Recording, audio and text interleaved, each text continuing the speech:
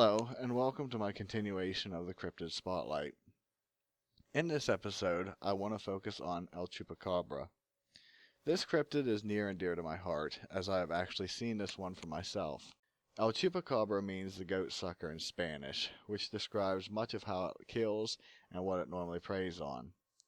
The first reported sightings occurred in Mocha, Puerto Rico on 1975, from early February to late March.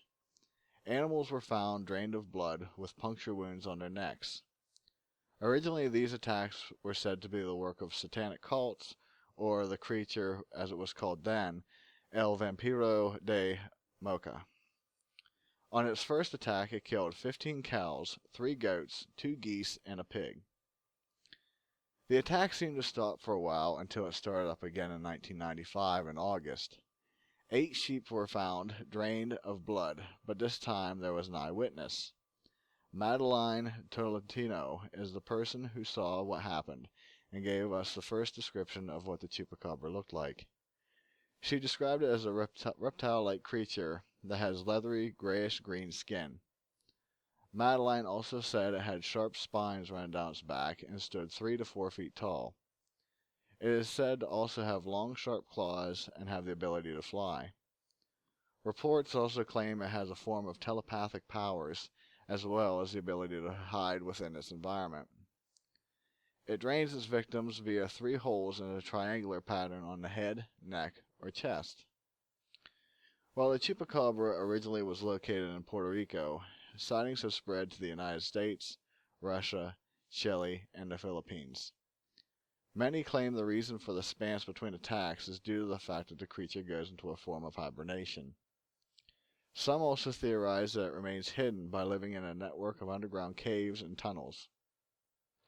This theory actually ties hand in hand with the stories involved with the Dulce-based conspiracy. If you're unaware of this, the idea is that the government has had contact with aliens, and they work together with the military in the underground base in Dulce, New Mexico. The idea is that the base is set up with several layers, to which at a certain point, races of aliens inhabit those levels, with the lower levels being controlled by reptilians. There are a few ideas how the chupacabra came to existence. Some think it was an escape pet from an alien race. Most likely they say the Greys. This theory comes to play due to the majority of attacks seem to happen around UFO activity. Another theory states that it is in fact an experiment of DNA splicing between humans and aliens that has been conducted by the government. This theory also ties in with the Dulce-based conspiracy due to the horrors of the tales from the level nicknamed the Nightmare Hall. What they do in the Nightmare Hall, you can look it up because it's a very interesting read. If you don't know, it's where they let the aliens do testing on humans, mainly in DNA splicing. As stated at the beginning of this video, I've actually encountered this cryptid in real life. At one point in my life, I worked at a state park, where I became quite familiar with all the locations around it. This knowledge included an area that was out of the way and deep in the woods and had an abandoned cabin on it. One night I decided to show 2 of my college friends this abandoned cabin. To get to it, you had to drive on a back road and then walk down a hill to an overgrown path that led to the cabin. I led the way down with a flashlight, and after we got halfway down the path, we noticed some strange clicking noises coming from the woods. I shined my light down the path towards the cabin and noticed something odd standing on the road. I asked my friends if they saw that, and they asked, saw what? I shined the light on it again and said, that. What I shined my light on was a creature that had gray skin, long arms, it had a strange looking nose, and dark black eyes.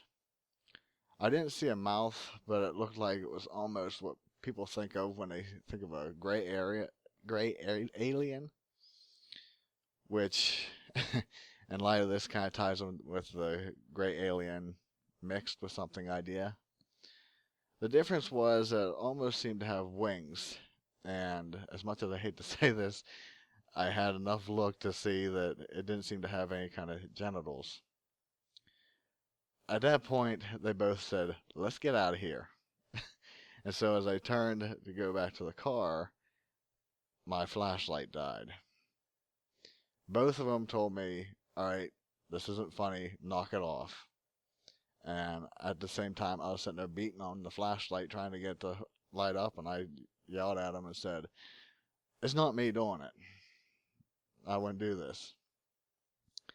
Well, finally, as we were walking, well, it wasn't walk, it was a quick jog back. I finally got to turn back on, and I swung back around to shine the flashlight down the path again, and it had moved up. So it wasn't just a figment of my imagination. Well, once we got to the clearing just before the car, where you start going down the hill, we were about 20 feet away. We stopped, and all you could hear was all these different clicking noises coming from both sides of the woods, to where it seemed like it was surrounding us.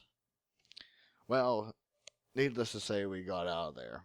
I just wanted to give you the backstory of what that was, and just so it said after I had went down to that state park to show my friends that, I come home and described it to my dad, who had mentioned that it sounded like it was the Chupacabra. And from what I see, that's what it looks like. You may be saying at this point, wait a minute. All the Chupacabras I see on TV look like a mangy dog. Yes, you are right. As of late, somehow the cryptid has taken a change of identity. Frankly, this sort of irritates me due to how the more dangerous reptilian cryptid is being almost covered up in place of a dog. I see many people defend this form as not just being a mangy coyote, and I'll give them their due.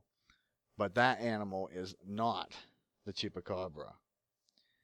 Here is the original image of the description of the Chupacabra, and this is what it is shown now. See a resemblance?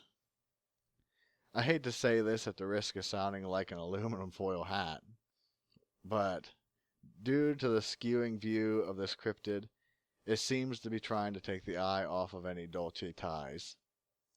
And like I keep saying, look up the reports on the Dolce base. I mean, I might be off my rocker, and that's fine, and everyone's free to their opinions. But if you actually look it up and find the information of what's going on and see people's accounts, I think you might have a bit of a change of heart, or a little bit more concerned about things. But with that, I'll end that here. I hope you enjoyed, and if you did, please like and subscribe. Be safe, and I will see you later.